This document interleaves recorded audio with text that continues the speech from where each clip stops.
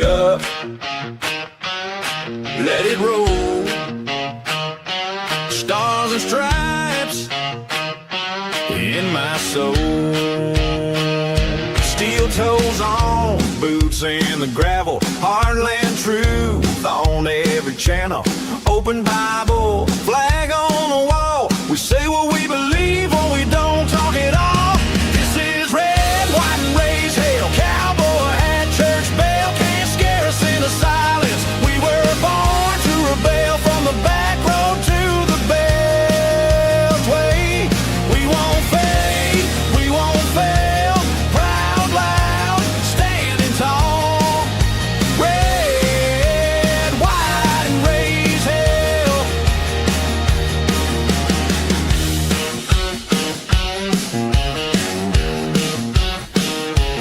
We back the bad, we guard the border. We love our guns and law and order. They try to shame every word we say, but we don't bow down, we just press play.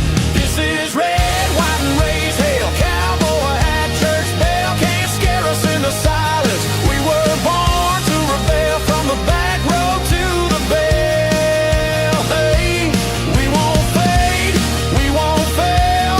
Proud, loud, standing tall. Red, white, and raise hell.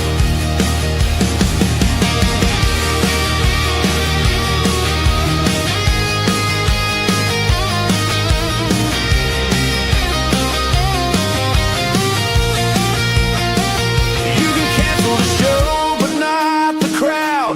We're still here, still talking loud. Hand of the free on every spell. Hit that mic, host, let the truth ring out. This is red, white, and raised hell. Cowboy hat, church bell can't scare us into silence. We were born to rail from the back road to the beltway. We won't fade, we won't fail. Proud, loud, standing tall. Red, white, and raised hell.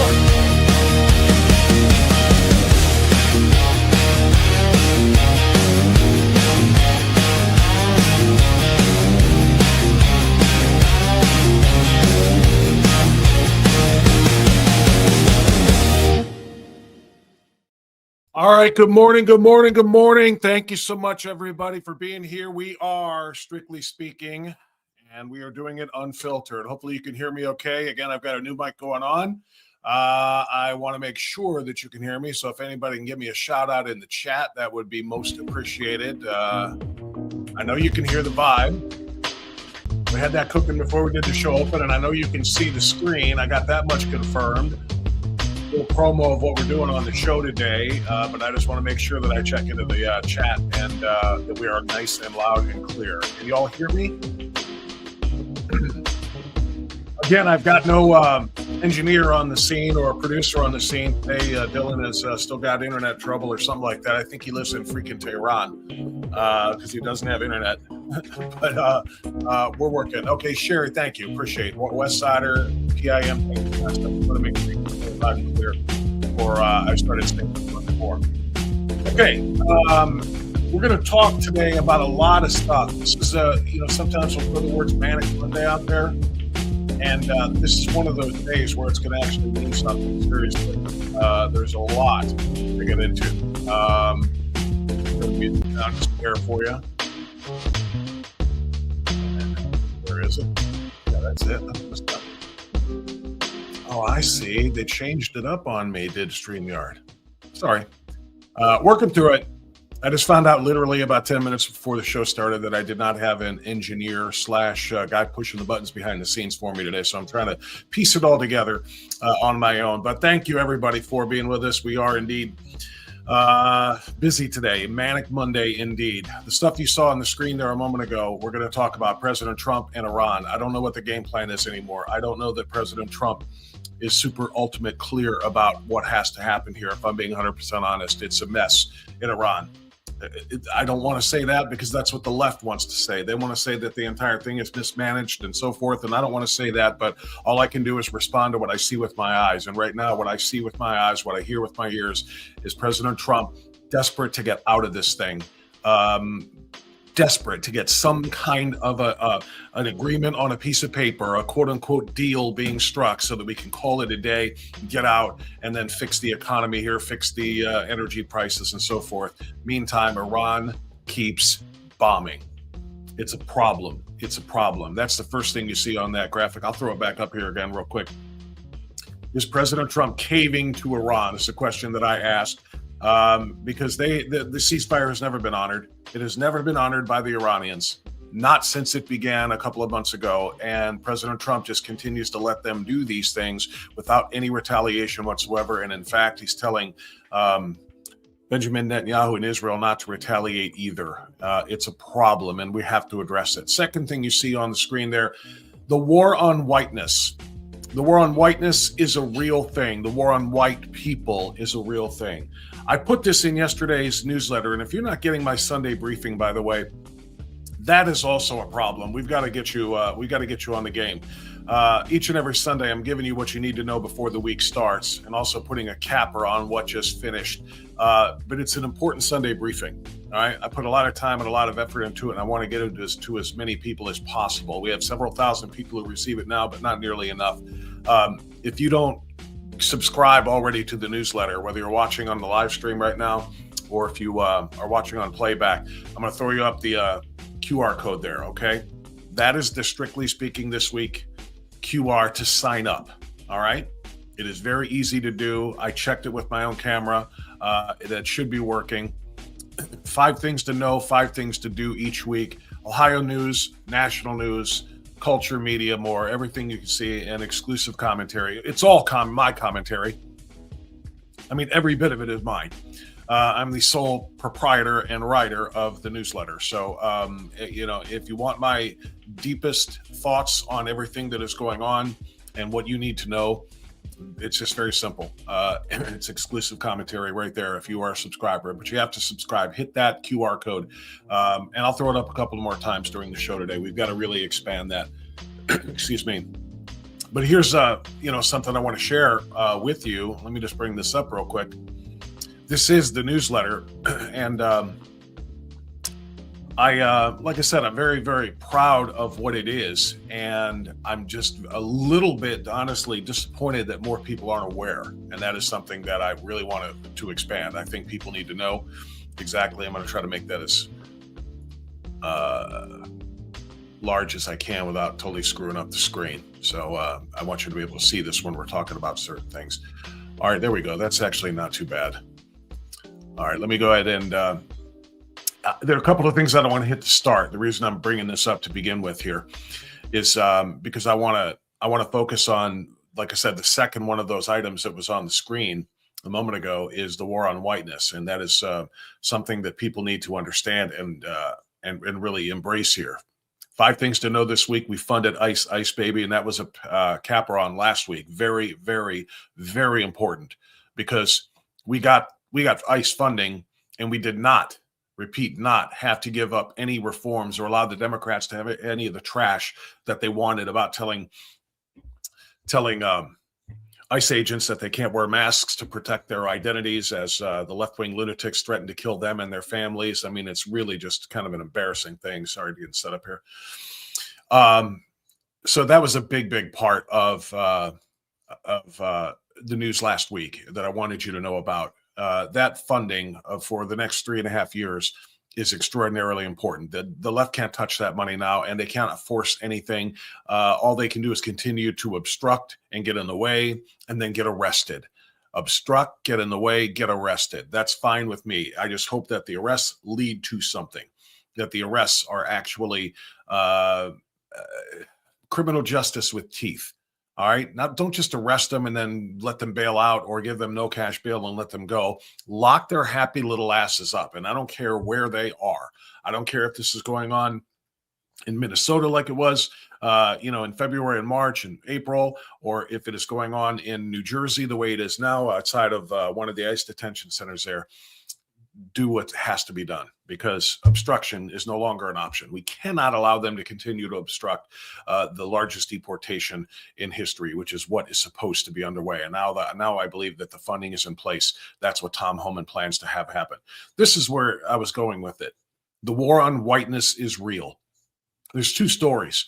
One is the Henry Novak atrocity, as an example, by the way. There are many, many other stories just about, well, CRT, quite frankly, has made whiteness guilty. Being white means you are guilty of being an oppressor, being a bigot, being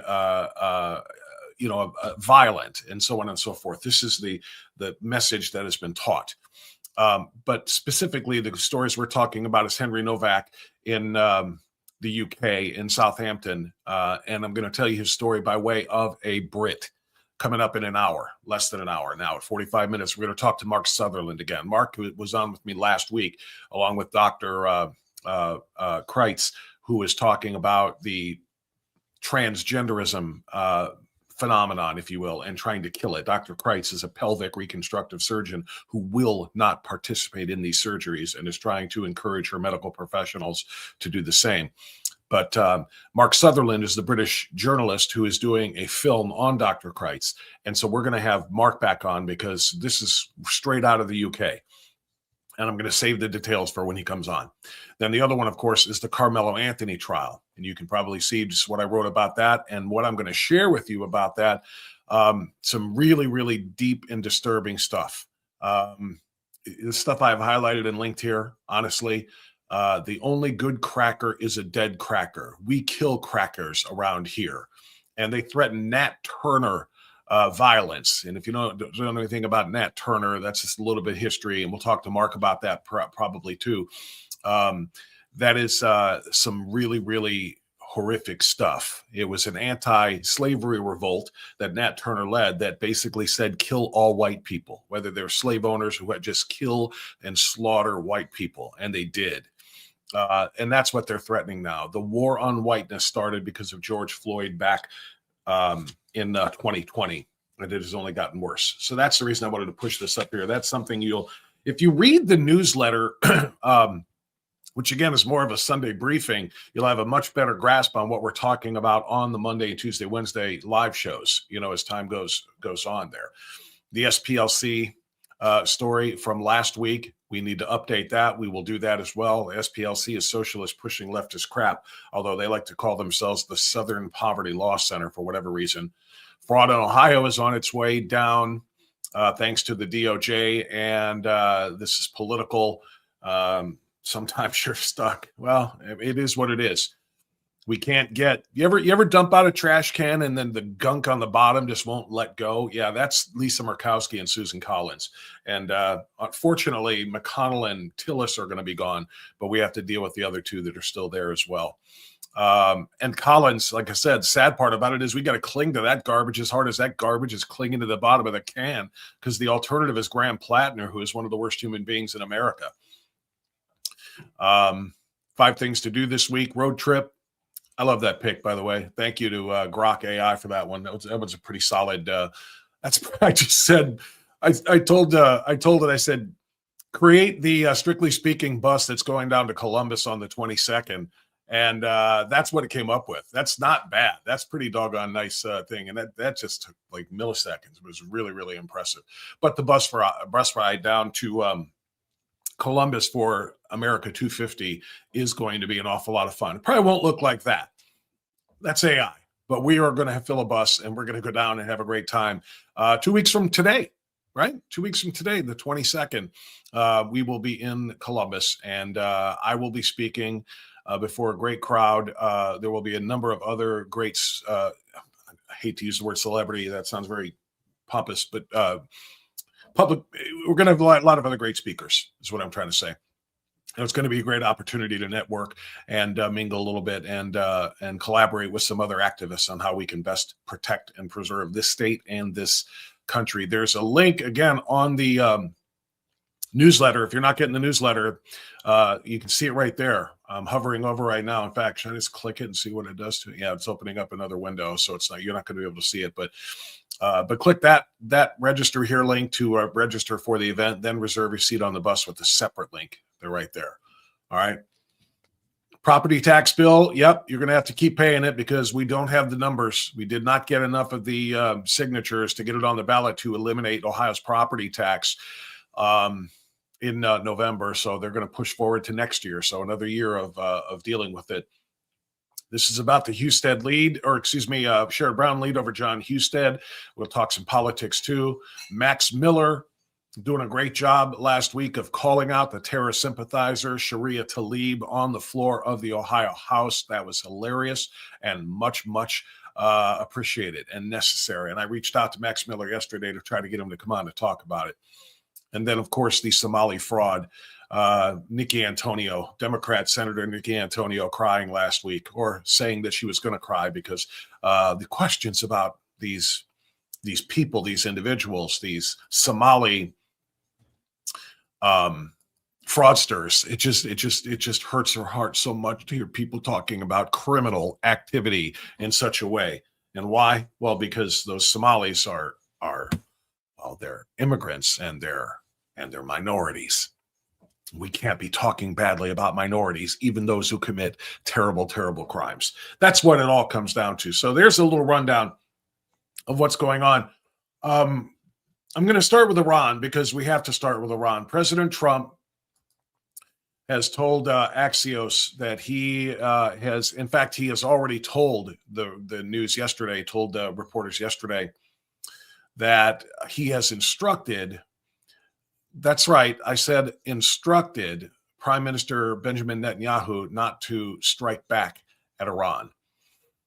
This after Iran broke the ceasefire and fired dozens of missiles into Israel from Tehran or from various points in Iran. Complete violation of the ceasefire, they say, which is in response to Israel firing missiles into Lebanon at Hezbollah. But that's only because Hezbollah, which is controlled, you got to follow this, right? Which is controlled by Iran. That's because Hezbollah has been firing rockets into Israel. The reality is the ceasefire never really existed. All right. It never really existed. And President Trump was selling us something that wasn't true. He was selling us the idea that we were getting close to a deal and that the ceasefire was holding and that all of this all of these things that he was promising are possible. And the reality is there never was a ceasefire. And President Trump is looking and sounding, in my opinion, very, very desperate to get something done, to call it a day and get out of there. And that's a problem. Look at this headline. Trump, again, I'm going to try to enlarge these things. I'm on my own today, so bear with me if things don't look quite exactly as they should. Trump insists Israel's Netanyahu, quote, won't have any choice in accepting Iran peace deal after fresh strikes. I call the shots. Okay. I don't know that that's necessarily going to go over extraordinarily well with a lot of people, because Israel is supposed to be, while they are a partner and an ally of the United States, they're supposed to be a sovereign nation. But I don't know. Maybe not. Maybe they are literally being governed by the president of the United States. Benjamin Netanyahu and President Trump are very good friends. They're allies, they're supporters, and I trust both of them. If I'm being 100% honest, I trust both of them.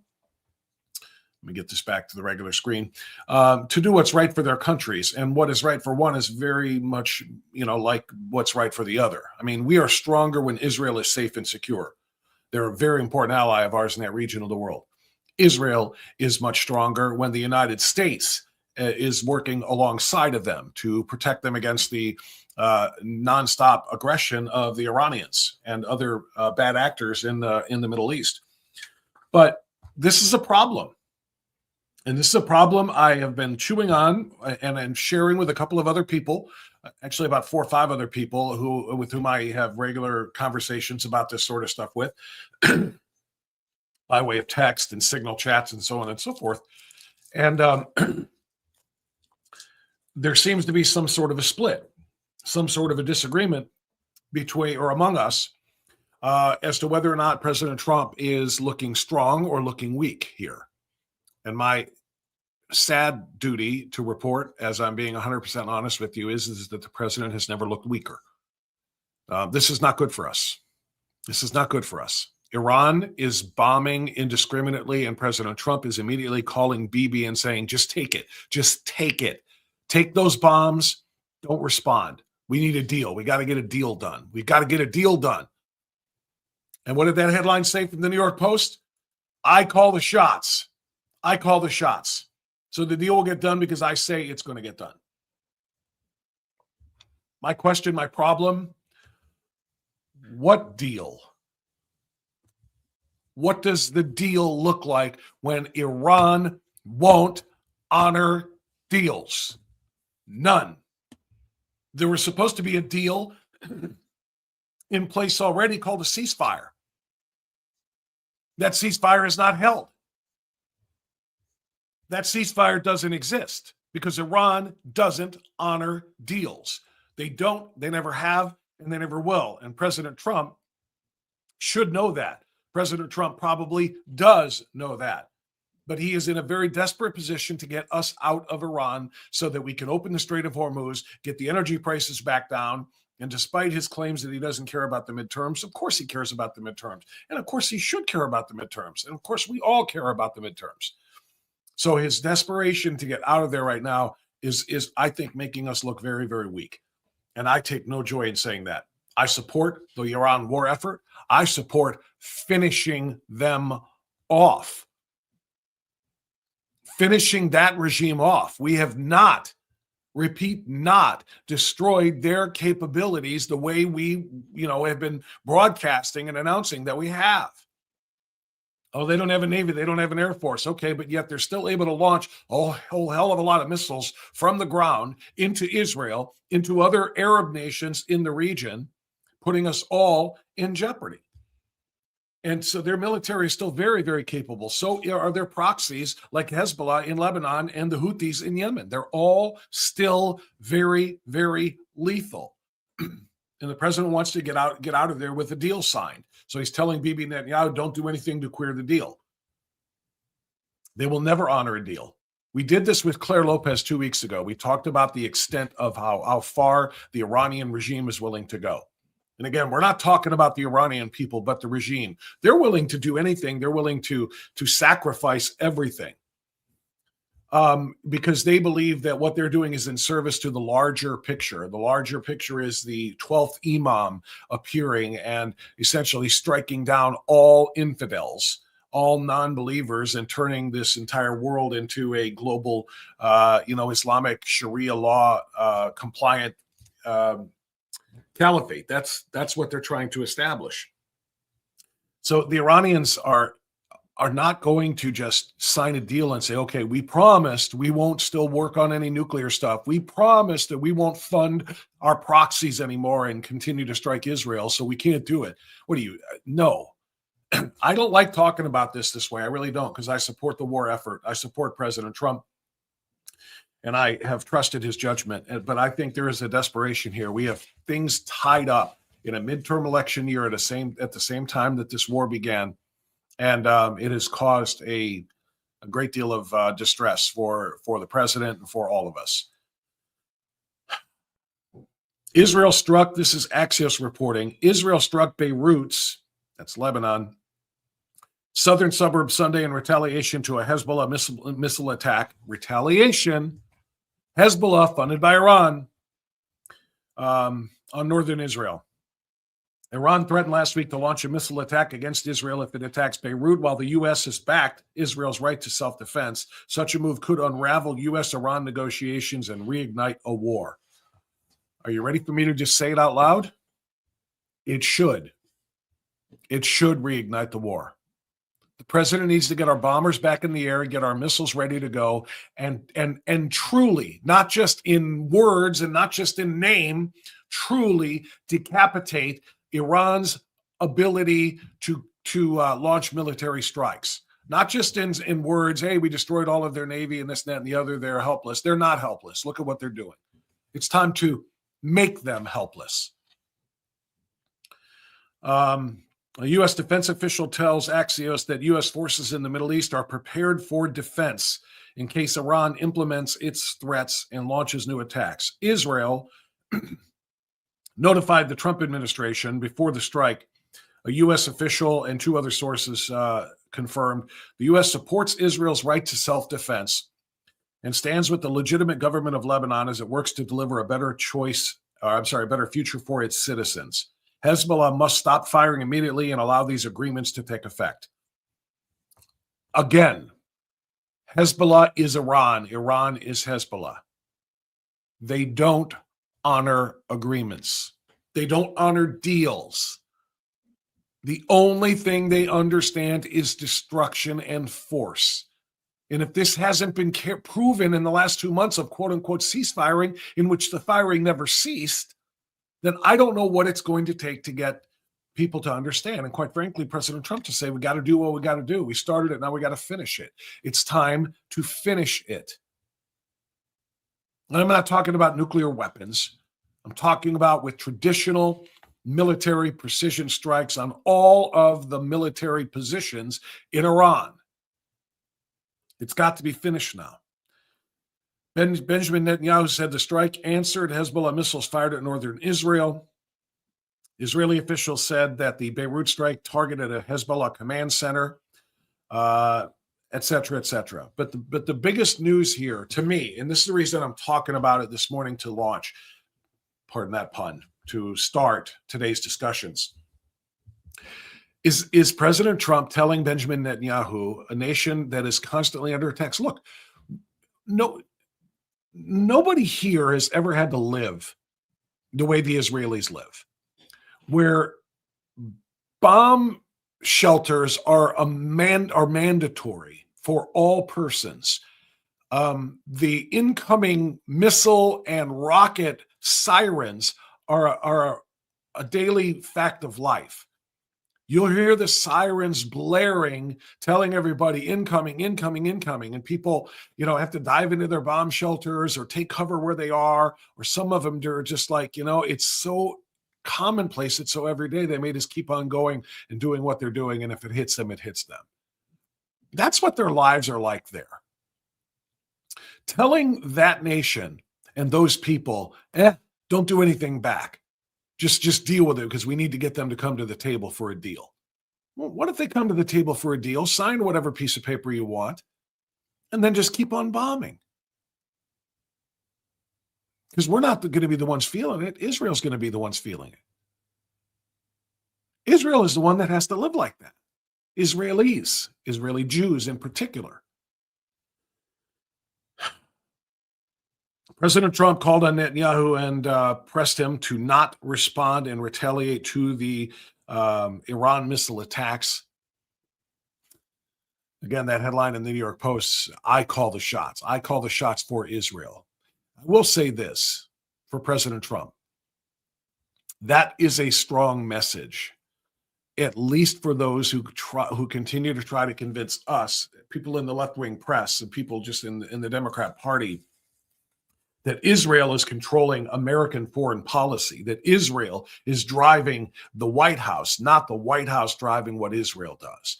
I'm glad the president did want to say, look, we don't take a second, we don't play second fiddle to anybody. We don't take our cues from other countries, even allies like Israel. We don't do that. We're in charge. Okay, I'm fine with that messaging. But the bottom line is this is an ally that you have to give some sort of respect to, and you have to give some sort of,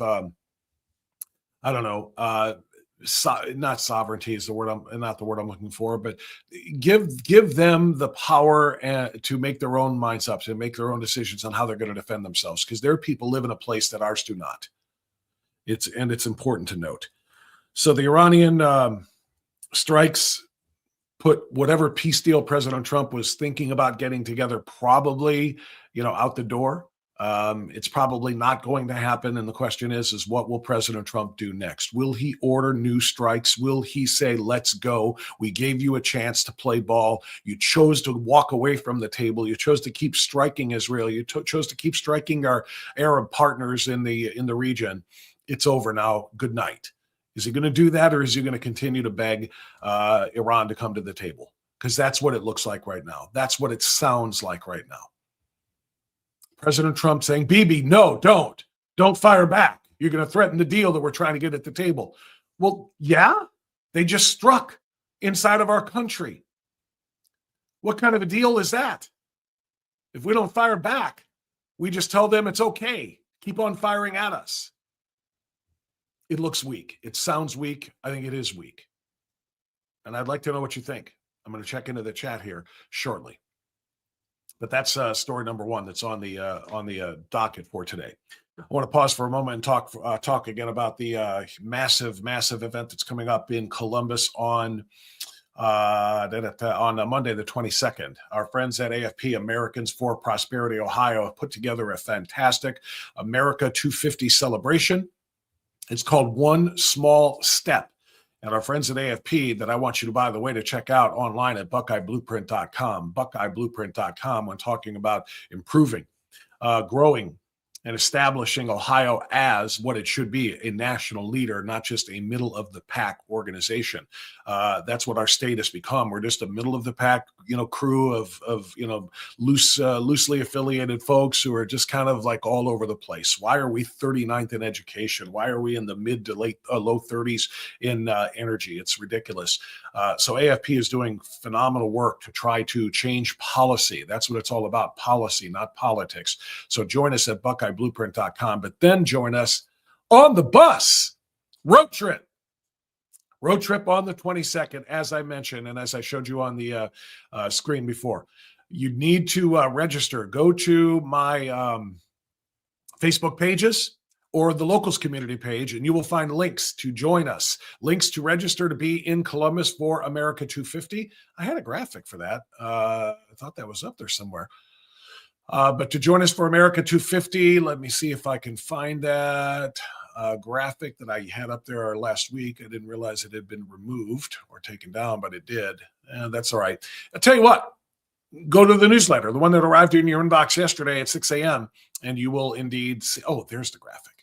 All right, let me see if I can pop that up here too. The bus graphic is just kind of fun. We are going to be on a bus, and we are going to head down to Columbus. We're going to be leaving at about 3 o'clock from Strongsville, FYI. Just to kind of give you a little rundown on what that's going to look like. We're going to leave about 3 o'clock. We'll get there around 5 o'clock. We'll have an event from 5 to around 8-ish. Then we'll hop in the bus and head back about 8:30. You'll be back about 10:30, whatever it is, in Strongsville, snug as a bug in a rug in your own little beds. But join us for a day in Columbus to celebrate America 250. I'm looking forward to speaking. I'm looking forward to hearing some other great presentations as well. I really want you to be there. And this is the graphic that I had created before. It looks a little bit clumsy with me behind it like that. Let me see if I can get rid of that. There you go. But America's 250th celebration. This graphic that you see on your screen right now is what you will see on my Facebook pages, both Bob France and Strictly Speaking Unfiltered with Bob France, and the locals community page too. You'll have a link up there on step 1 that gets you registered, a link next to step 2 there. That's a short link. We'll get you a seat on the bus. And then step 3 would be just check your email inbox because a couple of days before we go, we'll have some late, confirmation information for you. But please consider joining us in this very, very important endeavor. I'm looking forward to being in Columbus with not thousands. It's limited actually to several hundred patriots. Several hundred. I think the tops is 500-600 that we can fit inside the room at the Columbus Crew Stadium where we're going to be on the 22nd. But I very much would love you to be there and be a part of that. And by the way, our friends at AFP, Americans for Prosperity, they are a foundational partner of Strictly Speaking Unfiltered. They are the reasons we are here right now. They, along with a couple of other foundational partners, but it's not going to last forever. I can tell you that. And we're going to need some other supporters and organizations that believe in true conservative policy and promotion, the things that we are doing here to influence if we're going to continue. All right. So I want to come back to local now. I want to come back to home. This is something that a lot of us saw over the weekend from Attorney General Dave Yost. Attorney General Dave Yost, and I'm looking to see if I have the actual tweet. I don't know that I do. But Attorney General Dave Yost made an announcement on X over the weekend announcing that the state of Ohio and the Federal Department of Justice have come up with an agreement, a deal with the Cleveland Clinic and another health system in Texas that basically settles. And I'm looking for the okay, let me share this one with you. Here's the Justice Department press release. Let me pop this one up on the screen for you to see. This deal with the Department of Justice and the state of Ohio and with Cleveland Clinic, and again, there's another one that was lumped in with this, Texas Children's Hospital. There it is. The Cleveland Clinic Foundation follows Texas Children's Hospital in reaching an agreement with the DOJ to provide detransition care, excuse me, and not perform sex-rejecting procedures on minors. I cannot emphasize the importance of this enough, particularly considering part of last week's show, Strictly Speaking Unfiltered, when we talked with Mark Sutherland and Dr. Kreitz about how detransitioning is basically not, it's persona non grata for these clinics that are more than happy to butcher these young people in these very confused times of their lives. They're happy to butcher them, give them puberty blockers, cross-sex hormones, and chop up their bodies. But once they realize they've made a mistake and they want to detransition, go back to what they were, the facilities ghost them. The companies just ghost them. And that's what they are. You know, you like to think of them as care centers, you know, Cleveland Clinic, so forth, but they're a company first and foremost. And they don't want to waste their money detransitioning people, so they ghost them. This has been one of the reasons for the DOJ coming after them. And now this agreement basically says they will provide detransitioning care and they will not perform any of these procedures on minors for 20 years. Let's talk about that for a moment. I'm going to scroll down. Today, the Department of Justice announced another resolution arising from its ongoing national investigation into violations of federal law in connection with sex-rejecting procedures on minors, often euphemistically referred to as gender-affirming care. It's butchery, mutilation. Let's use the words that actually matter. The Cleveland Clinic Foundation has entered into agreements with the department and the Ohio AG, Dave Yost, that includes a decades-long commitment to not perform or offer sex-rejecting procedures, which include the administration of puberty blockers and cross-sex hormones for minors. Cleveland Clinic has also agreed to pay a monetary penalty and, in a landmark commitment, dedicate additional millions to help provide essential medical care for individuals living with the harmful consequences of such misguided medical interventions performed on them as children and adolescents, i.e. detransitioners. The Department of Justice is steadfastly committed to protecting America's children, said Associate Attorney General Stanley Woodward. Just as the resolution with Texas Children's, today's resolution with Cleveland Clinic furthers that commitment and puts these providers on notice that the department will vigorously enforce federal law where children are put at risk. According to the terms, the department reached in coordination with Attorney General Dave Yost, Cleveland Clinic, a partner in other administration priority initiatives, will pay $308,000 to resolve allegations regarding false billings. This part we have to hit. False billings submitted to public and private payers to secure insurance coverage for sex-rejecting procedures on minors. Again, that's pretty strong language. Sex-rejecting. Okay? Because, you know, they like to call it gender affirming, but what they're doing is rejecting what their actual body is, what their actual, it's not an identity, it's just a biological fact is. So they're calling it sex rejecting. I like that. But they were billing under false pretenses using our tax dollars. They were billing to be able to cover the cost of butchering these children. Okay, they were changing the billing codes. As part of the resolution, Cleveland Clinic has committed $2 million to provide restorative care for detransitioners, the very victims of these predatory and dangerous practices, regardless of their insured status or their ability to pay. That's a good start. Way late, but it's a good start. I'm going to skip over the Texas Children's Hospital part of this. These historic commitments pair the cessation of these dangerous practices masquerading as medical treatment with substantial investments in remediating the destruction they cause and restoring the health of the victims. In working with toward this settlement, the United States acknowledged that Cleveland Clinic took significant steps in entitling it to credit for cooperation with the department in its investigation. At all times during the investigation, Cleveland Clinic remained cooperative, proactive, and solution-driven. Stop kissing Cleveland Clinic's A. I'm grateful for the institutions like Cleveland Clinic and Texas Children's that they have decided to be part of the solution, not part of the problem. Cleveland Clinic's commitment to providing millions of dollars toward care for detransitioners is emblematic of just that. I'm grateful for this resolution, yada, yada, and I repeat, yada. That's not enough. That is not anywhere near enough. Two things. Number one, I said I'd come back to it. Decades. Said for decades, this is going to stop them from engaging in quote unquote gender affirming care, engaging in sex rejection, engaging in butchery of children. Okay? But specifically, there are two of those decades. It's a 20-year agreement. Somebody explain to me how it's okay. I mean, do we just think that this moment in time, this culture war, this weird, cultural fanaticism that exists with this transgender movement and, that in 20 years it's going to be over so we don't have to worry about it anymore? What happens in 20 years when this expires? Then it's back to business as usual? I think Cleveland Clinic will wait it out. And I think as soon as they're given a green light, they'll start it up again. They make billions collectively on this crap. What's the 20-year, end date for?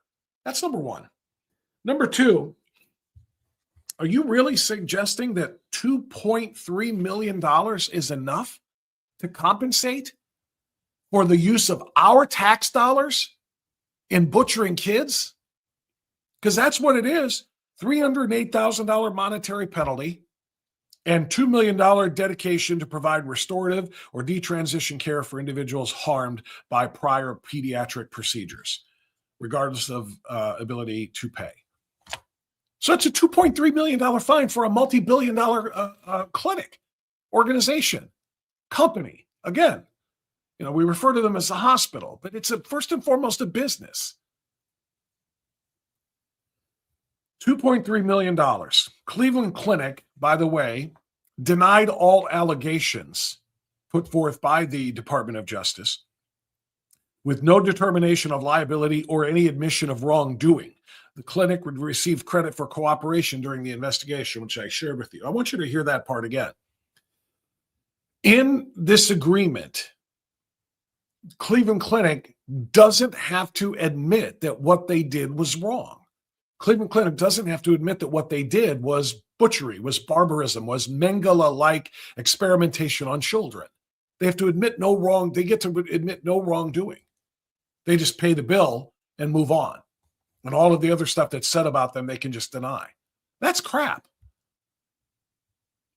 $2.3 million is not nearly enough of a punishment for a multi-billion-dollar company. And they get to say, yeah, no, it's not like what they say. We don't have to say anything more about it, but it's not like that. The official release, we just shared some of that with you. Okay, this is a part that we did not cover, and it was not covered in the release. The clinic had miscoded, this according to Dave Yost. So this wasn't in the DOJ's release. But the Cleveland Clinic had miscoded Medicaid billing to disguise the transgender procedures, the butchery, that was being performed on minors. So that means they broke the law. They cheated. They hid. They concealed the truth about what they were doing and where that money was going. So bottom line is, what this comes down to is, as far as I can see it, two things. One, the clinic doesn't have to admit that the butchery and the barbarism that they were engaged in was actually that. They just get to say, nuh-uh, and they get to pay $2.3 million to make all of this go away, which is, pocket change to Cleveland Clinic administrators. And then 2, no one goes to jail. No one goes to prison. Miscoding Medicaid billing, saying we're doing other procedures on these young people. We don't want anybody to know that we're butchering them, that we are taking youths who aren't able to give informed consent because they don't know what they're doing, because they're kids, and we're doing all of these things. We're puberty blocking them, we're cross-sex hormoning them, and we're cutting them up, cutting off healthy organs and all the rest. We're paying for it with Medicaid dollars. That's your money and mine. But we're not telling anybody what it is. They're miscoding it. Those are crimes. Why is it that nobody gets punished for crimes anymore? Why is it it's just like, well, we've reached an agreement with the criminals to stop committing the crimes. And so that's it. They say they won't commit the crimes anymore. Well, is there not any sort of retribution, any sort of punishment, any sort of deterrence to make sure that they don't commit those crimes again in the future? Like jail time, they stole money from taxpayers. And nobody's going to prison.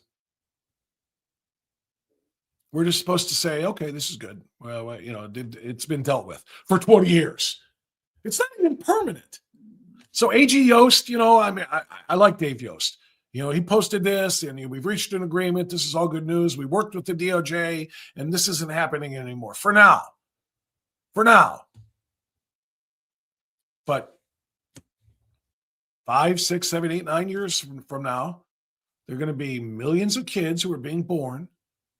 And 11, 12 years after that, beyond the 20-year mark, these kids are going to be adolescents. They're going to be 11, 12, 13, whatever it is. And they're going to have access to this again because the agreement was only for 20 years. Make it make sense. No punishment, no penalty. I mean, a $2.3 million judgment or agreement is not a punishment nor a penalty. Make it make sense. I am going to suspect you cannot, because it does not make any sense. All right. Again, I've got Mark Sutherland coming up at the top of the hour, about 7 minutes from now, and I'm very much looking forward to talking to him about the war on whiteness. It's a real issue. But he and I, Mark and I, are going to largely talk about the war on whiteness from the UK side of things. Okay. Mark is a Brit, and he's in the United States now doing a documentary on Dr. Christ that we talked to on last week. But he's a Brit, and he's watching very closely the fall of Britain, the fall of the UK. Bigger. It's been invaded with mostly Islamic foreign invaders from the Middle East coming into Western Europe, the UK, not just the UK, by the way, but France, Germany, but in particular the UK. And they have become so prevalent and so prominent and so, dare I say, dominant in the United Kingdom that the laws have changed in the UK. The laws have changed there to the point where police now assess situations not based on the facts before their eyes, but based on race. People who are white are second-class citizens. People who are not get preferential treatment. That's what Mark and I will talk about primarily. But the other half of this war on whiteness that I'm talking about is right here in the United States. It's in Texas. And I don't know if I can show this to you or not. I had a couple of stories pulled up here again, but Dylan is not here today, so it's a little bit tough for me to pull everything up. But I might be able to share this with you. This is a CBS report on where things stand with the Carmelo Anthony trial. All right. Carmelo Anthony, if you are not terribly familiar, Carmelo Anthony, and I, of course, well, here, let me just do this super quick. It was part of the graphic at the top. That's him right there. Carmelo Anthony, killer. I don't have the word alleged in front of that, do I? Why? Because he admitted to killing. He said, yeah, I did it. There's no alleged about it. I did it. But then he decided to claim self-defense. I'm going to share some of this information with you before Mark comes on to talk about the situation in the UK. But I want to share some of this with you to shine a bit of a spotlight on what was done to the person on the right on the screen there. That's Austin Metcalf. That's the victim. 17 years old. Both of them track athletes at competing schools. And both of them involved in this in the most horrific of ways. Carmelo Anthony decided that in addition to his track spikes, his water bottle, his sweatbands, his fresh socks, his uniform, that part of what he needed to bring to a track meet in Texas nearly 2 years ago was a knife. Who needs to bring a knife to a track meet? He then decided he would take that knife in his track bag and enter an opposing team's, that would be Austin Metcalf School's, tent under which they were sitting during a rain delay. Decided he would walk into an opponent's locker room, and that's what a tent is at a track meet. It's like going into the opposing football team's locker room, sitting down, and just being present in a place where the opponents were. They told him, "What are you doing here? Get out of here." He provoked them and said, "Touch me and see what happens." The guy who brought the knife to the track meet, as if it were in some way, shape, or form a part of the equipment, part of what he needed for the day, goaded and provoked and taunted the other team, the opponents, and said, basically, try to make me leave. And when one of them tried to make him leave, he reached into his bag and brought out his knife and stabbed him in the chest. And outside, I'm going to go back to the newsletter graphic here to bring this up so that I can click the videos for you. Outside, sorry, let me scroll this up if I can, because I want you to really get the true picture of this. Outside of the courtroom, and hopefully you're able to see the same thing I am right now. Outside of the courtroom are dozens and dozens, maybe hundreds, I don't know at this particular point in time, of black activists who are outside of that courtroom screaming, "Free Carmelo, free Carmelo," doing chants that said Carmelo shall be free. And they are perfectly okay with the fact that Austin Metcalf was murdered. Why? Because he's white. And if that doesn't sound like a war on whiteness, I don't know what does. But basically, that's what this story comes down to. The reason I wanted to bring this up here is I want to share some of these videos of what's going on outside. Good cracker is a dead cracker. Only good cracker is a dead cracker. Only good cracker is a dead cracker. Only good cracker is a dead cracker. Only good cracker is a dead cracker. That's just one element of it, one small part of it. Let me give you a little bit more if I can. Get my face on the camera. We kill crackers. Where I come from, we kill them. And if I ever see you outside of Texas, you will have a problem. I don't know if Get you my heard face that. on the camera. We kill crackers. We kill crackers. Where I come from, that's what we do. We kill white people. Get my face on the camera. We kill crackers. Where I come from, we kill them. And if I ever see you outside of Texas, you will have a problem. Yep. I'm going to wrap you up in that flag and I'm going to set it on fire. I like the smell of burning flesh. Don't you? Don't you? Don't you? See, the time of you having fear on us is over, Cracker. It's over, Cracker. We ain't scared of you. We gonna do some Nat Turner shit on you, motherfucker. My face on the camera. We killed Cracker. Some Nat Turner shit on you MFers. And if you don't know enough about Nat Turner, you should probably look it up. Couple of points that I need to make here. And why do I call this and frame this as a quote unquote war on whiteness? Same reason we're going to talk to Mark about the Henry Novak killing shortly. This individual, we kill crackers around here. That's what we do. We kill crackers. The only good cracker is a dead cracker. We're going to do some Nat Turner stuff up on you. You may think to yourself, come on, Bob. That's one guy on that video, one guy out there.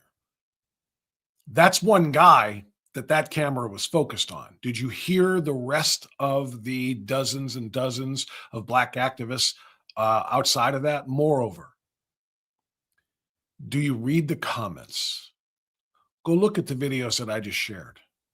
Read the comments because they echo, they support that mission that we kill crackers. The left in this country and leftist white women are even more engaged in the war on whiteness than black activists like that guy.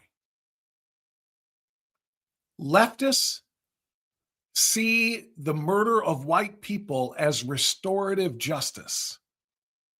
It atones for past atrocities committed against blacks. And so therefore, white people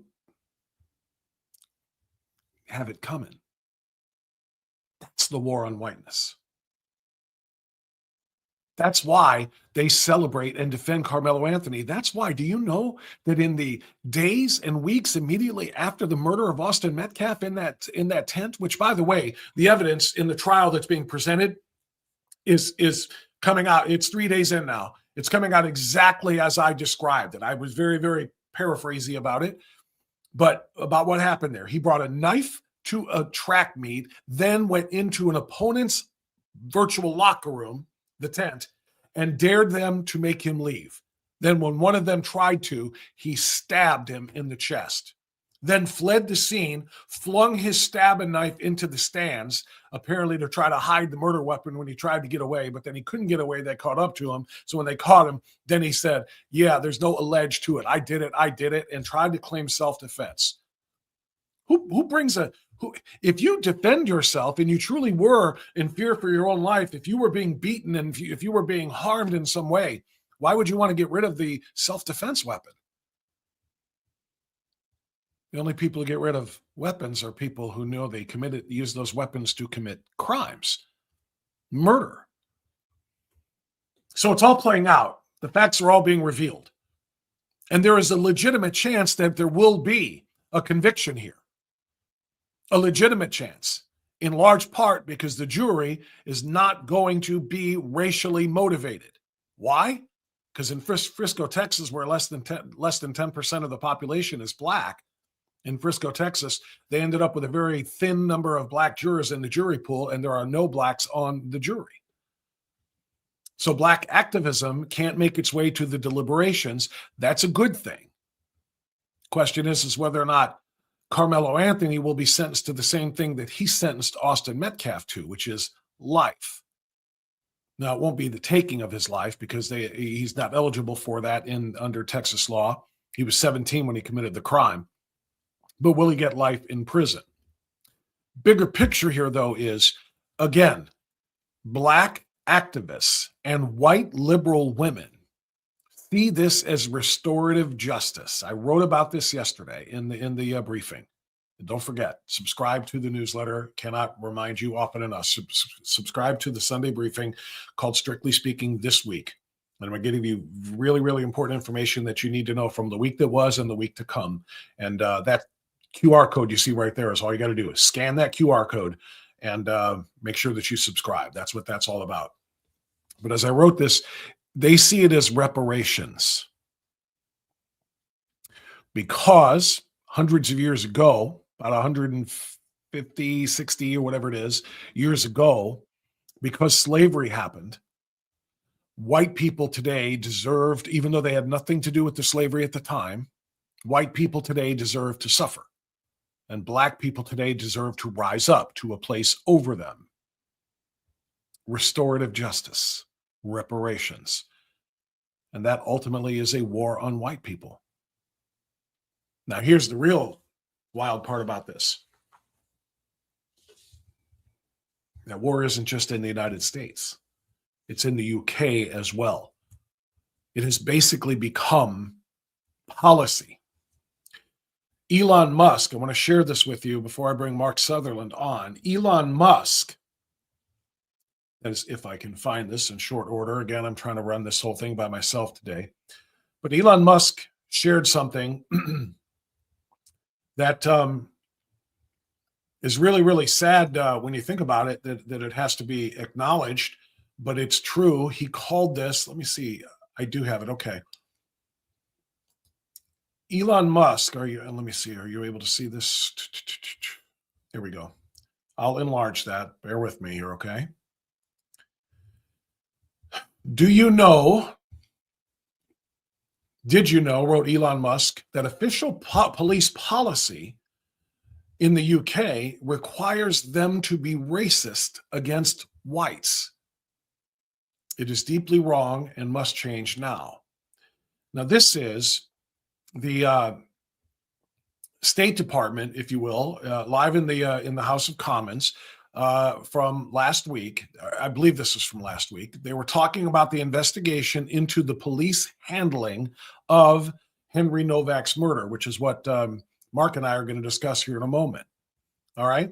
I'm not going to play this whole 4-minute clip because I want to get to Mark, but I'm going to fast forward into it a little bit here to what I recall is the real meat of the story. And then we'll pick it up here with Mark in just a moment. Listen. 3 people in Nottingham was not sectioned by mental health professionals because they thought there was, and I quote, an over-representation of young black males in mental health detention. The consequent failure to section Valdo Calicone, in part because he was black, led directly to the murder of 3 innocent people. The head teacher of Axel Radicubana was accused of racist stereotyping when she described Radicubana as a threat to safety, and the risk assessment was watered down. Radicubana, of course, went on to stab and murder 3 young girls at a Southport dance class. But, Mr. Speaker, this has not happened by accident. It is enshrined in the police's own policy documents. The police anti-racism commitment, published in March 2025. Here's the key. This is the line I was getting to. This is what I was hoping I could be able to queue up here, So pretty close guess. This is the police commitment to anti-racism. Now, I need to emphasize something here. Anti-racism doesn't mean you're against racism, because that would be a good thing. Being anti-racist. Yeah, we are all anti-racist.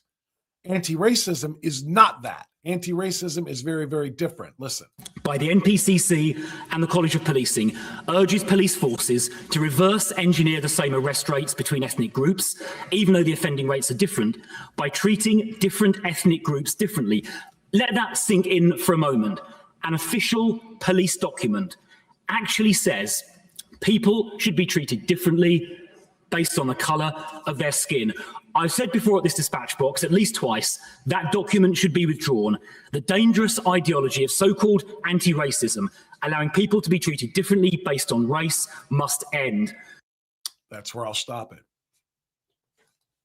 How can anyone dispute that? How can you possibly dispute that fact? Treating people differently when you are, particularly the law, the police, treating people differently based on their skin color is what they do now in the UK. That's part of the law. It's in their anti-racism is now embedded into their legal codes. That has to stop. And until it does, the war on white people will continue in the UK, much in the same way that it is here. How do I know that? I could do 4 other news stories this morning for you in which young groups of teens, teen takeovers, continue to destroy and disrupt communities and community events and community locations just in the state of Ohio, not to mention all over the country. And they're all referred to as just that, teen takeovers. I wrote about it 2 weeks ago in my Sunday briefing and then in the Strictly Speaking Newsweek, and I called them teen takeovers. And the reason why is everybody is afraid to call them what they are. Black youth riots, because they are all identical. Black youths in large numbers decide where they're going, swarm a place and start trashing the place, and ultimately end up beating and assaulting sometimes each other, sometimes other people. These teen takeovers are almost exclusively African American, and no one's allowed to say it. Why? Anti-racism. And so white people just have to suffer through it.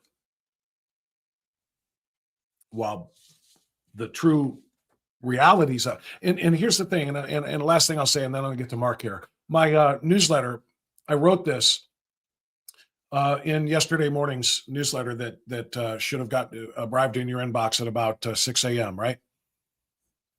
The first line that I wrote for my briefing yesterday, this commentary will be called racist. And when it is, it will be actual evidence of the veracity of the point being made. The war on white people is not theoretical, and I did not invent that to use as a shock headline. It's real institutional and cultural assault unfolding in both the U.S. and the U.K. And that's just the reality. I stand by that. And I know anybody who read that yesterday and who is hearing me now, they will call me racist. Because I'm daring to talk about these things, this assault on whiteness. I'm daring to say it out loud. But you know what? It's the reality of it.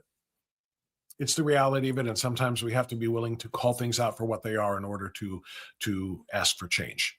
All right, let me bring Mark back to our program now. Mark Sutherland is a journalist and a, I don't know, are you an activist, Mark? Can I call you an activist journalist? Is that fair? I don't even know if you could call me a journalist, even though I have the privilege to be on various podcasts on your side of the pond. I would say I'm a filmmaker. I seem to make some things that seem to make people think, especially a number of years ago. So I'm going to call you a journalist because the films that you make, though, particularly when you're doing documentaries like you are on the doctor that you appeared with last week, that's journalism. That's presenting information for the general public to consume that they did not have before on a factual basis. And so, therefore, I'm going to call you a filmmaker and a journalist, if that's okay. Well, I will take those compliments. So thank you, Bob. And I'll just quickly underline that fact. And the fact that Melanie Craig-Beckett has talked about this. If just quickly, before we segue into the subject you want to talk about, if we're then looking at young people where we're putting them on the puberty blockers who stall their entry into puberty, to then get them to a point, age, etc., where we then can put them on cross-sex hormones. That is the kind of information that needs to be out there, and thank you. And that's why we're doing what we are then doing in regard to the documentary on transgender. But but Bob, also to say thank you very much for having us on the show again last week, and it's good to be with you again. It's always I mean it. It's always a privilege when people give you a platform to be able to speak. So you want to talk about a subject that is in some ways is very difficult subject to talk about and is extremely emotive. You've just shown a clip of the Shadow Home Secretary, who I have had dealings with, then it's made me reflect on the history of our recent political history since before, when David Cameron was before he was Prime Minister, which happened 2010, I believe, when Gordon Brown lost the election, and then he became Prime Minister. We also had riots in 2011, which I've also reflected on. Now, let's just put my cards on the table. I co-produced a film, 2010. It was released, I believe. There's been so much going on, one then forgets what one has actually done at various times. But I co-produced a feature film called SUS, Stop and Search. And it's to some, it's a very interesting film, to some a very controversial film, but it also represented to some extent a period of history that we were going through at the time. It's a script written by Barry Keefe. Barry Keefe wrote a very famous British gangster film called The Long Good Friday that actually a dear friend of mine was in. But all these years, it was set in 1979. Stop and search, e.g. the police having the powers to stop and search young men to take knives, weapons off them. The problem is, it then became, to some, you're doing racial profiling and all that, which is a subject in America you know very, very well and are very well versed in. But when you then reflect all these years later within UK society, and that the black British community were actually supporting stop and search and asking that, when you have the mothers of young black men who are turning around saying, please stop them, please get these weapons off them, because we don't know how this is then going to play out. And then, of course, you've got to look at the demographics of where particular police forces are then working in. So if you look at the Metropolitan Police, you look at certain areas, then there is, in certain areas, say like Brixton, there is in the past, there's and Peckham, etc., or now Dulwich, areas I know very well, then at certain points there would have been a higher density of Black British people living within there, so within those communities. So stop and search became controversial.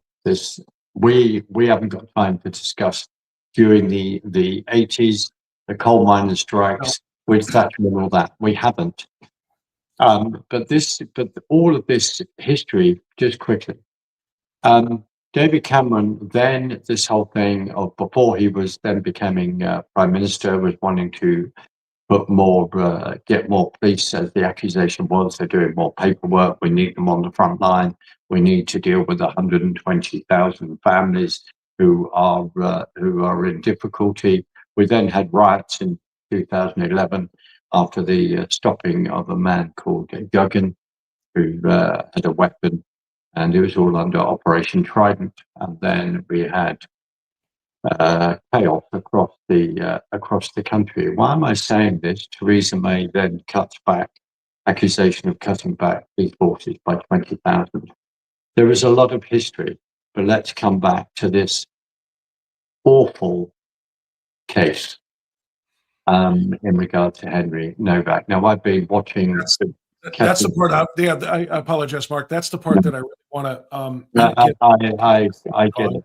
I understand, and I've been watching some of this from this side of the pond as I'm on your side of the pond.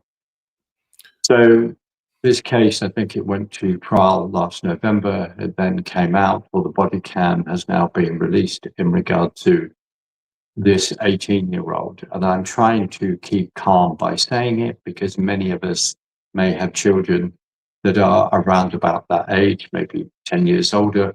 But we would be reminded at times of how we felt when our children would go out and thinking of their personal safety. It's beyond appalling.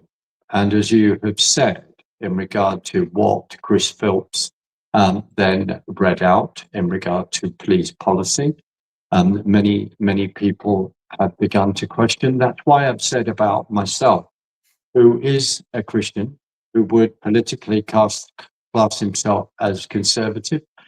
and also as a filmmaker, and the fact that I have made such the movie, then has made me not popular within certain groups creatively. So I'll just put that aside, because one is able to have a certain political view, and if it doesn't fit the narrative, then people don't like it. In the what has happened to dear Henry and his family, and the tragedy of this, and my heart goes out to them, especially the bravery of particularly of the family and the father making the statement that they have. And also, I'd like to underline this, that well, Mark, let me interrupt you for a moment there, because the father's statement, and I don't have it queued up here, but I did watch it online. The father's statement, I think, underscores the problem here and the trouble here. Even in speaking about the murder of his son and the way he was treated, his son was treated by the police, who automatically, and we need to tell the story here for those who don't know. We need to be very specific about what went down and what that body cam showed, and about how they believed the attacker, and said that, you know, that the victim had been racially aggressive to him in some way, shape, or form. And then when the young man was bleeding out on the ground and said, "I can't breathe and I've been stabbed," they said, "Yeah, I don't believe you have, mate." And they handcuffed him instead of starting to treat and dress his wounds and put pressure on and so forth. His father, Mark, in his statement after the trial, which did end up in the conviction of the killer, but his father talked about how his son was such an inclusive person. Even in the course of talking about his son's murderer, you know, he wanted everybody to know that we've raised our son to be inclusive, that he's, we all agree that we've got to be more inclusive of people, basically, obviously speaking of minorities, like the Sikh individual who was the killer here. And then second thing he talked about, Mark, was, we've got to deal with knife crime in the UK. Rather than addressing the police and their brutal treatment of his son as he lay dying, which he did a little bit, but then he got into, we need to address knife crime in the UK. There's too many knife crimes, and this killer was allowed to carry around his whatever Sikhs carry, the type of knife that they're allowed, or sword that they're allowed to carry. But it's knife crime is the problem here. So they were automatically went to the issue of being inclusive of all races and so on and so forth, almost still apologizing for the race of his son, and then into, well, it's a knife crime thing here. We've got to figure out a way to keep the knives off the street. How about stop letting people, target people like his son simply because of his skin color, assuming that he's racist because the person who just killed him said so? Well, it's the uncomfortable discussion. And within the body cam footage, when they are rolling Henry over, as you have said, no, I don't think you are. I don't think you are bleeding out, mate. I don't think you are suffering. It's beyond words, but it's also, to some extent, very, I may say, difficult sometimes for this side of the pond to understand fully what has gone on within our society. And for some of us, we've been trying to catch up with this in regard to, as you quite rightly say, what's just come out. We're talking about the police policy, and what has also just come out is that the police authority there were looking at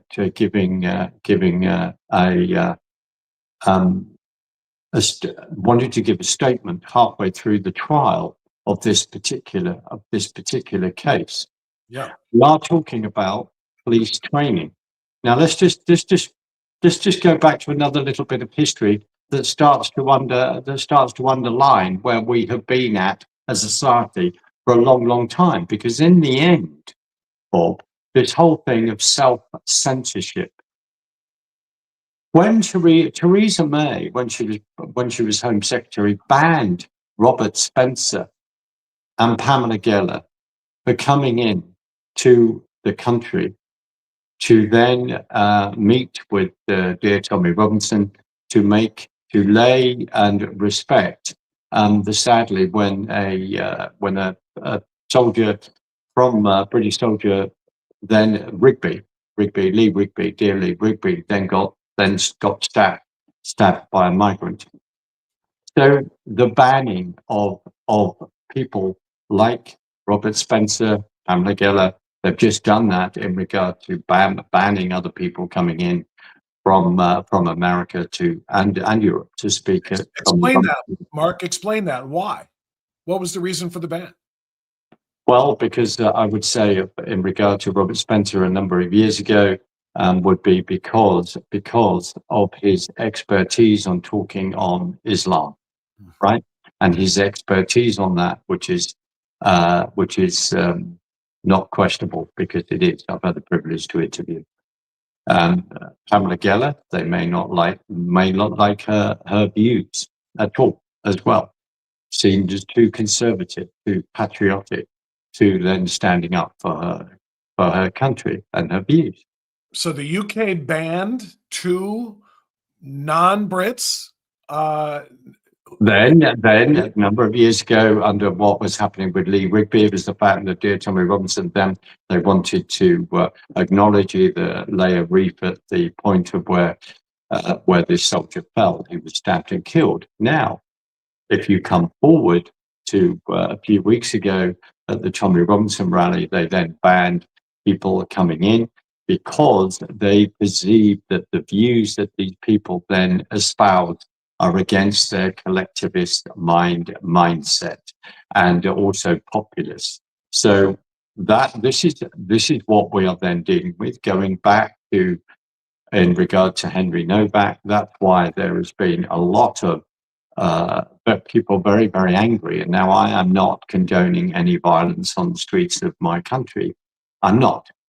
But the issue is, in many ways, you can argue that's exactly what the authorities want, because they then can accuse us of turning, who are then conservative or patriots, have turned us and say, look, you start this riot. Now, there is, in many ways, there is so much to explain, because as you showed with Chris Phelps, who was talking about Axel Rutagabana, talking about the Southport, talking about the awful stabbing and killing of three young girls, I believe, if my memory serves me correct, of 5, 7, and 9, and then injuring other people of a Taylor Swift dance class, including injuring the adults in the room. Who are very bravely trying to stop this. The way that whole thing was handled suddenly in not releasing facts, people understandably were extremely angry about that. And it seems that with the dear Lucy Connolly as well, when she put out a tweet which expressed how she felt, which she then retracted, she then gets a number of months. She's now released. It served as, I think they gave her looking at over a 2-year sentence. She is now released. She then put a tweet up and then took that down. That's why President Trump, when Keir Starmer was in the White House in this embarrassing situation for Starmer, I'm glad it was embarrassing, when he's saying we'll always have free speech. I do apologize. I'm trying not to do an impersonation of him. I always go down that line. It's a bit like when you start talking about George Bush Sr. But I'm not undermining that with humor. It's just disgusting in regard to the attack on free speech and the fact that they're more interested in making 30 arrests a week in regard to what people put on social media, Twitter, etc. This is where we're at. But coming back to the Henry Novak situation, yes, who, as you have said, this is the fact that people are in this mindset. As far as I'm concerned, we are not a racist country, far from it, even though other people would accuse us of being that. So much history to go through, and what people have actually fought for many years. And it becomes the classic situation, doesn't it, where you turn around. And for me, I can't even believe in some ways that I'm even discussing racism to some extent in my own country, having been old enough to remember the Brixton riots, 1981, having driven through Peckham in 1985. Let's stay on Henry Novak, because you're getting into too many things. Going back to Henry, the fact that they're accusing him of racism, they are then rolling him over, they are handcuffing him, and very sadly, this gentleman this 18-year-old then bleeds out the fact that the person who did the crime, and I understand that his mother tried to hide the knife, that who did the crime is then taken to a police station, asked to select what menu they want. Mark, don't gloss over that, because a lot of people don't know the facts of this case. That part you just mentioned about the mother's role in this, and the brother as well, because they were also charged ultimately in that. For people who don't know the facts about this case, tell us what the mother did and what her role was. My understanding of is that the mother then hid the knife. That's my understanding of that. Now, Killed the killer, or or his brother called the mother because of what had just happened, that he had just killed somebody, and mom wasn't even at the scene, drove to the scene, took the knife from him, and then left with it in order to conceal the murder weapon. Before he then went on his woe is me, the guy I just killed attacked me racially, whatever that means. Nobody ever found out. Yeah, absolutely. I mean, what else can I say on that? But you are also pointing to the important bit, and why Chris Phelps, you showed that clip, which is this whole thing of where policy has been embedded into regard to police forces. And that's why, in some ways, it's so difficult to talk about this in a short space of time, because Chris Phelps is standing up as someone who is the shadow Home Secretary of the Conservative Party. And you have to go back many years to look at their previous policy on a number of issues. And that's why I mentioned Theresa May as Home Secretary, then banning Robert Spencer and Pamela Geller coming into the UK. These are all relevant. And EG is a bit like you within America, when we're discovering what we suspected, say within Obama, with Brennan, with the 2020 election. All these things that we have suspected, and then we people quite rightly been shouting out that for many, many years, and then you've got the evidence in front of you. We then are finding out this whole thing in regard to centralized police policy. It also goes into councils, all of these policies coming in, which are of a collectivist nature. You are absolutely right. And then what happening, if that is constantly repeated, drummed into you, that in the end you turn around and say, well, hold on a minute. I need to question this. I need to question what has actually happened here. And then if you are then brave enough to question that, then you're accused of being a racist and all the other words that then go with it. Exactly.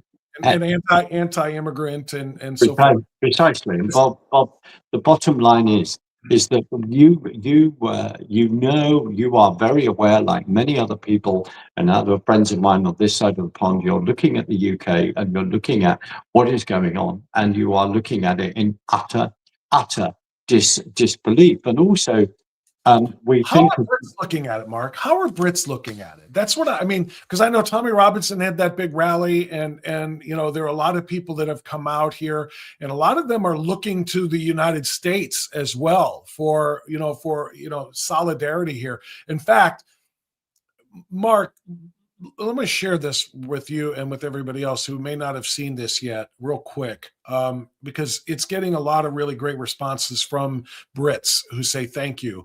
No, that's not what I wanted to hit. This is what I want to hit right here. This is our vice president. Yeah. Vice President J.D. Vance posted this on X. Henry Novak died the same way a civilization dies. Abandoned, handcuffed by authorities who neither trusted nor cared for him, and accused of hate crimes he did not commit. His murder is as tragic as it is enraging. He should be alive today, and he would be if the last few generations of European elites had stood their ground against the politics of self-hatred and the mass invasion of migrants, many of whom despise the West and the people who love it. Henry was far from the first to so needlessly lose his life, and I fear he won't be the last. Each time a life like his is lost, the proper response, the only response, is righteous anger. One of the most important things the Trump administration has proven to the world is that stopping the flow of mass migration and defending national sovereignty is a matter of political will and leadership. Anything else is an excuse. It's because we love the West that we want to preserve it. We love our civilization. We love our country. We love our children. And nobody should ever die the way Henry Novak did or died. May God comfort those who loved him, and may God rest his soul. Mark, what's your response there to Vice President Vance? What you said is I cannot disagree with at all. No way. There are other things I may disagree with Vance on, but that's another story. But I don't disagree with him at all. The thing is that you as a nation, that's why we have to go back in history to work out where we are at. That's part of the problem of we don't have time to discuss that, because there is an important arc to paint on this. The fact that the present Prime Minister of the UK, Sir Keir Starmer, which is his title, since after saying I will smash the gangs in regard to illegal immigration that has gone on, illegal immigration that also went on under the previous Conservative administrations. And we have to remember this is uncomfortable. Boris Johnson then allowed, through various student visas and all the rest, legally, and that's a long subject to discuss on that, up to 1 million people to come into our country. As I've said until I'm blue in the face, the fact is that when people say they are conservative, they are not conservative, as you have rhinos on this side of the pond. That's why within our politics, there's so much to explain in that regard. There are thousands of illegal immigrants coming over on boats. They are then picked up and brought into our country. And at this rate, there's a bigger army of them than actually the British Army if you then put them into Wembley. Now, hats off to people like Tommy Robinson, who have been raising this issue for many, many, many years and have suffered because of that. We have been, until recently, and the Overton window has moved, with the control that is on our news, on our propaganda outlets. Why do I know some of that? I know some of that personally, being in some of these studios and the rooms where you see these things firsthand. The fact is that as a nation, we voted to our Brexit vote to free ourselves from the European Union. This is relevant, Bob, because the establishment within the Westminster Parliament have seek whatever they do to undermine that. And I just need to quickly say this to you. One of the reasons why we have all this illegal immigration, and we look at the amount of illegal and legal immigration into this country, into the UK, is because people like Tony Blair, when they make a comment that they are going to rub the noses of the right in it, they're going to rub the noses of the Conservatives in it. Now, we only have to look at who Blair is now. History and looking back, and then arms us with facts. But this is the whole point of undermining our society and all that we believe in. I'll just quickly say this. If a country is not in charge of its own money supply, not in charge of its own language, not in charge of its own laws, not in charge of its own borders, it is not a country anymore. And when you get to the point of the fact that you are not allowed to actually vocalize that and actually say it, and then you get called a being a racist, a fascist, and all the rest. Then we have a problem as a society. And just quickly, we have to remember what happened under George Floyd. I remember all the marches that were happened within the UK, and people then say down in Bristol, I've forgotten the statue of the particular gentleman. There's various people that are pushed into the water, that pushed over, the statues removed. They then have a very short memory in regard to history and not understanding what the UK did in regard to abolishing slave trade and putting their naval forces in danger regularly for a number of years to then stop this appalling trade. That is what we did. We nearly became bankrupt as a society, as a nation, for even doing that in regard to being led by other people like Wilberforce, etc. So let's just put that on there. Oh, Mark, I appreciate all that, and that's a lot of really important stuff. History, distant and recent history, it's really, really important. But I think our countries share something, sadly, and that is, this mass migration, legal or illegal immigration in each of our countries is threatening to literally destroy the countries from within. And anybody who pushes back against it is silenced with accusations of racism, because most of the people coming in are black or brown, as they like to say. They're from Muslim countries, and particularly coming into your country and into other places in Western Europe and here as well. And if we push back against those things, we are the ones who are targeted. We are the ones who are called the racists and the phobes, Islamophobe, or whatever it is. And this is what leads to the what's the word I want to look for? Look for here. It inspires, or it emboldens, I guess is the word. It emboldens people who are those migrants, the legal and illegal migrants, to do whatever they want to the natives, because they know that they are going to have the benefit of all doubt. That's why this Vikram Digwa, who murdered Henry Novak, felt completely emboldened to do so, because all he had to do is say, he's white and he said bad things about me, therefore I get to kill him, right? That's the mentality.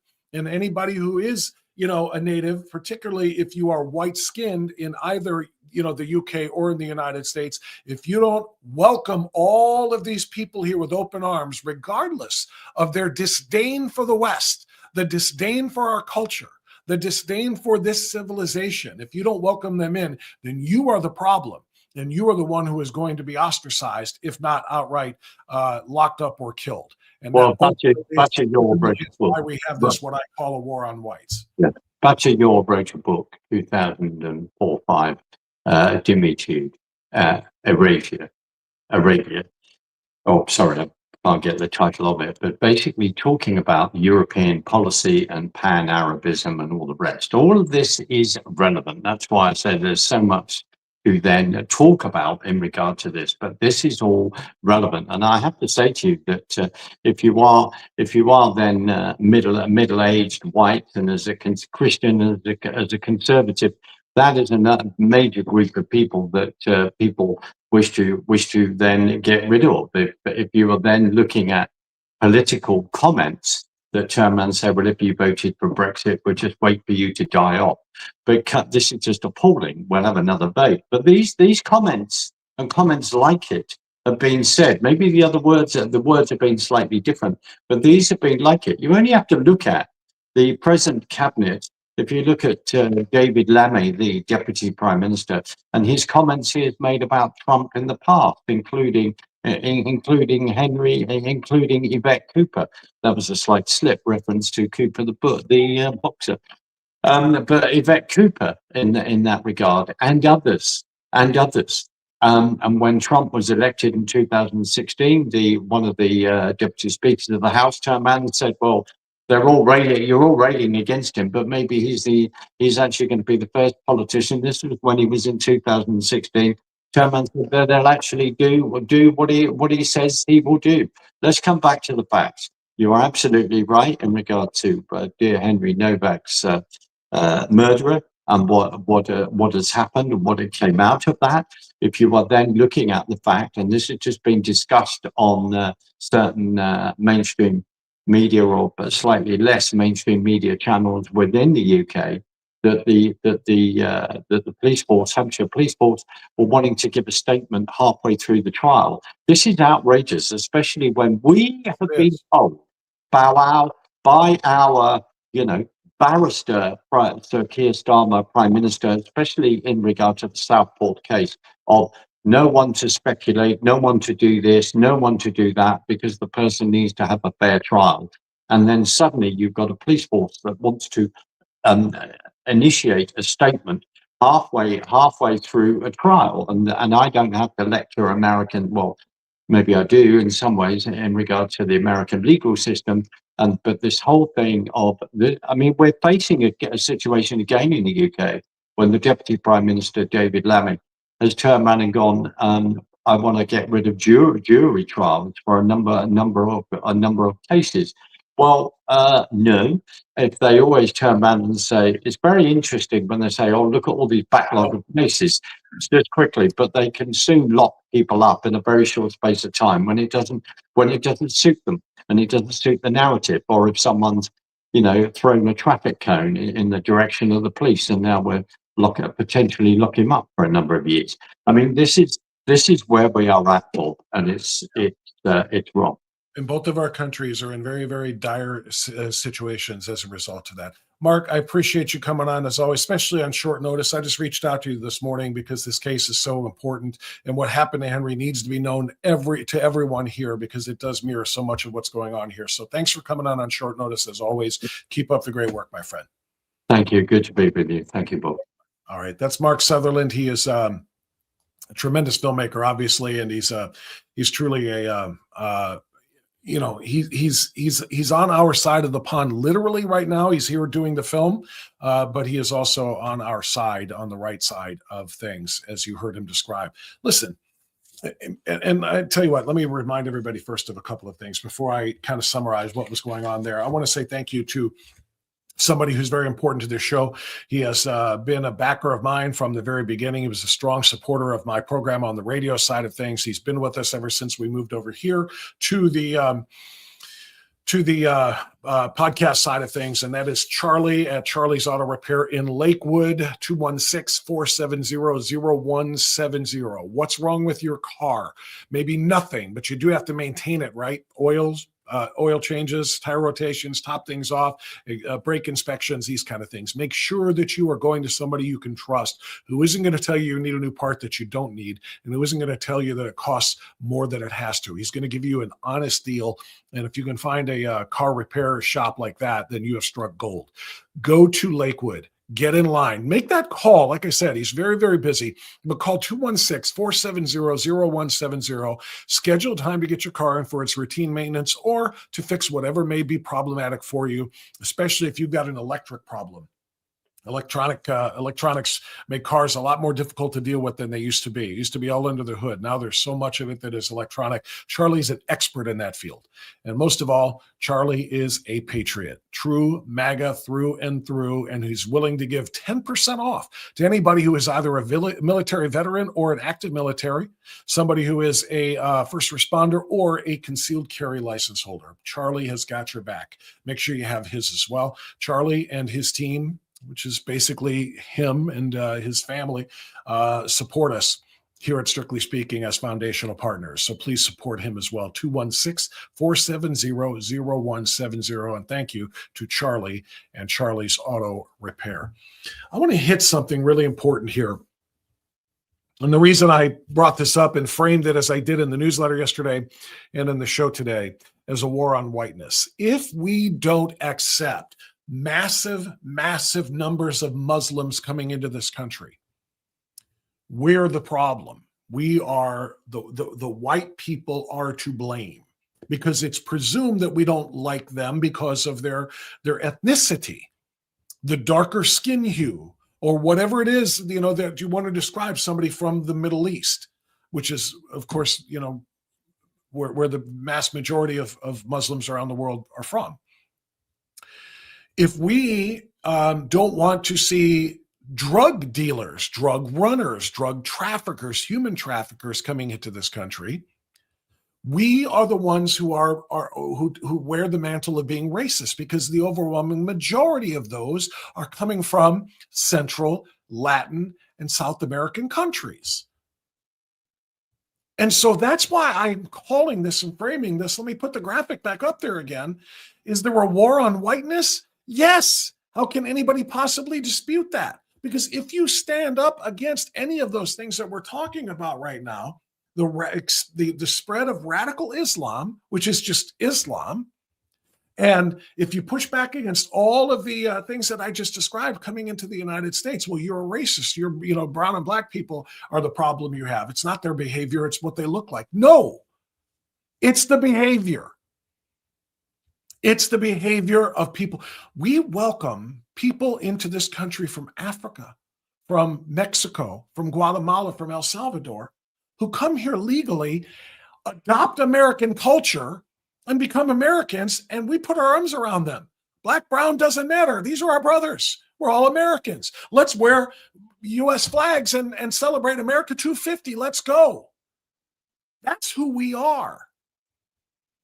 But if we don't like those who are coming here to do terrible things, who don't want to learn our language, who want to wave, the Guatemalan flag and the Mexican flag and this flag and that flag and the other flag, if you want to come here and try to take over downtown urban centers at the 5 a.m. call to prayer with hundreds of people, on their knees, the way they are in New York City, if we're opposed to that because of what Islam stands for, that doesn't make us racist. But we have to remain silent or else be thought of as racist.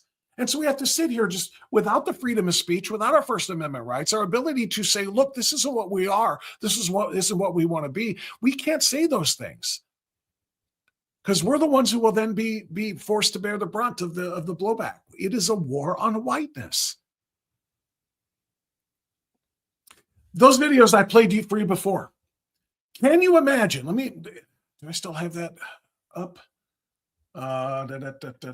Where's the newsletter from yesterday? Yeah, let me pull this back up again here real quick. These individuals, the only dead cracker. Face on camera. We kill crackers. Where I come from, we kill them. And if I ever see you outside of Texas, you gonna have a problem. Get my face on the camera. You gonna have a problem. Yup. I'm gonna wrap you up in that flag and I'm gonna set it on fire. I like the smell of burning flesh. Can you imagine, is all I'm asking. Yup. I'm gonna wrap you up in that flag. Can you imagine any scenario anywhere in the United States where a white person standing outside of a trial that has racial overtones to it because Carmelo Anthony is a was a black teenager who killed a white teenager in cold blood at that track meet in Frisco, Texas.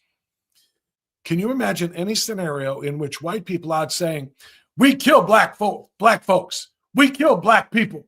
That's what we do. The only good black person is a dead black person. Can you imagine if that ever happened? 24/7 CNN coverage. 24/7 MSN, hell, 24/7 all of the networks. What? George Floyd style riots. That wouldn't happen. But you get black people outside of that same racially charged trial saying we kill crackers. That's what we do up here is crackers. We kill them. That's what we do. We're going to go Nat Turner on them. Not a word. Not a word. Any condemnation of that racially divisive, threatening, and intimidation? A word? None. That's because there's a war on whiteness. I mean, ponder that. There are people outside there. They were donating hundreds of thousands of dollars to the Carmelo Anthony family after he killed a white kid. Just because he killed a white kid. And this is restorative. That's the way it should be. Hundreds of thousands of black people donated tons of money, and white liberal women. I got to make sure you remember the real true danger. White liberal women, we call them awfuls. Angry white leftist females, right? Awfuls, female leftists, angry white female leftists. That's what they are. Or liberals, if you want to use the L for liberals instead of leftists. But that's what they are. So, it really is a very disturbing thing. There used to be in the United States, in the civil rights era in particular, a call for equality. Everyone has to be equal. And that was, of course, what should have happened and did happen. Everyone is equal under the law. Everyone has equal opportunities to learn, to grow, to have education, to learn skills, to get jobs, to save money, to open their own businesses. All people, black, white, it doesn't matter. Whatever ethnicity you can think of. That's what should have happened, did happen, is happening. It's a wonderful thing, right? That's what the civil rights era was all about, equality for all. Except now, equality is in no way, shape, or form good enough. Now, it must be restorative justice. It must be superiority, not equality. But you were here when you were keeping us here. And instead of us coming to here, it has to be here for it to be true justice. White people are now targeted by laws, by cancellation. And we're not supposed to say a word about it, because if we do, we're racist. Such as it is.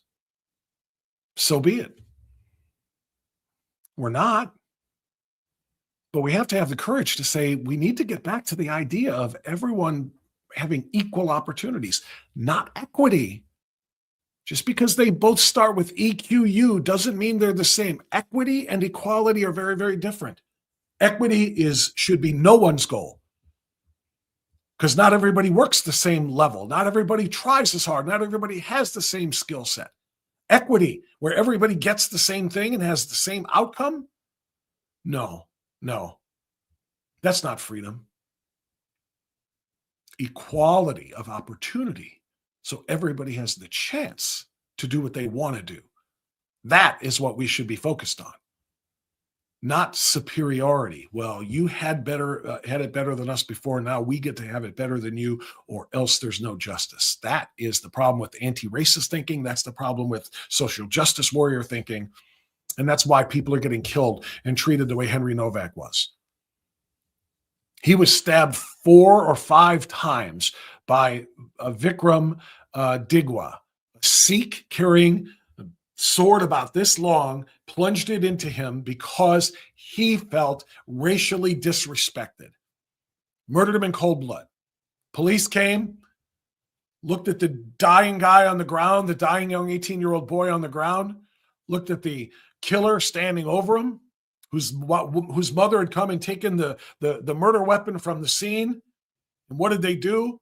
They checked on the killer. Are you hurt? Are you okay? My eye a little bit, my eye. Nothing wrong with his eye.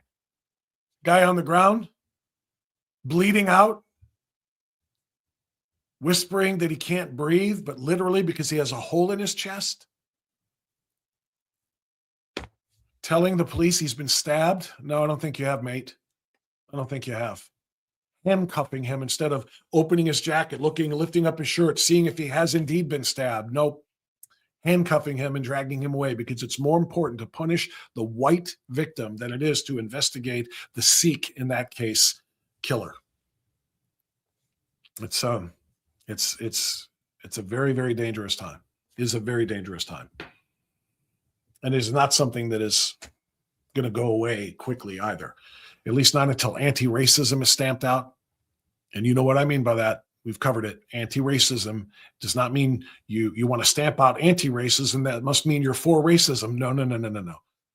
We are for equality, but anti-racism seeks to put one race over the other and to always give the benefit of the doubt to the oppressed class and not to the quote-unquote oppressor class. Never mind the fact that now a white child born today is an oppressor, not a black child born today is oppressed. But that is how they will be raised to see themselves. One with shame for the lightness of the skin, one with pride for the darkness of the skin. All because of critical theory. All because of oppressor versus oppressed. That's just the truth. And what a shame that is. Black pride can be expressed every day. Fist of solidarity in the air. Somebody says white pride, Nazi. Well, I'm just proud of being who I am. You can't be. How are you proud of being such an oppressor? How are you proud of being a white supremacist, a bigot? I'm not on any of those things. You were born white. Yes, you are. teaching kids that.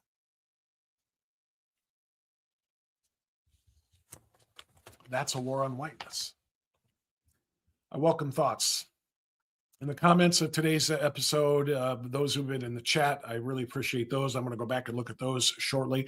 I do want to remind you before I go that there is one more one more team that is a big part of our team, a foundational partner as well. And those are, of course, the good folks at Keeping Medicare Simple. My friend Mark King, that you see pictured right there, has been helping people understand Medicare for going on 40 years. That's right, nearly 4 decades. He has been helping people get signed up for the plans that give them the health coverage that they need, helping them navigate the complexities of Medicare so they get the most for their premium costs, so they get the most benefits and services and prescriptions and so forth for the lowest amount possible. All you got to do is call Mark. If you are already on Medicare, find out if you're in the best place for yourself. If you're not on Medicare, but you're going to age into it this year, you do the same thing. Call Mark and make sure you're in the right spot from the start.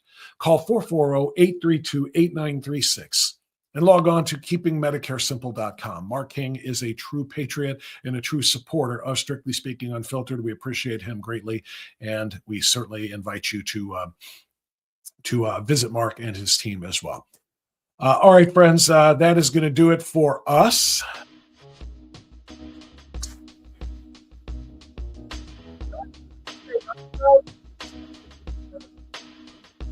Saying his internet is out. Did the Iranian regime block your internet as well? I'm teasing, of course. Hopefully he'll be back soon.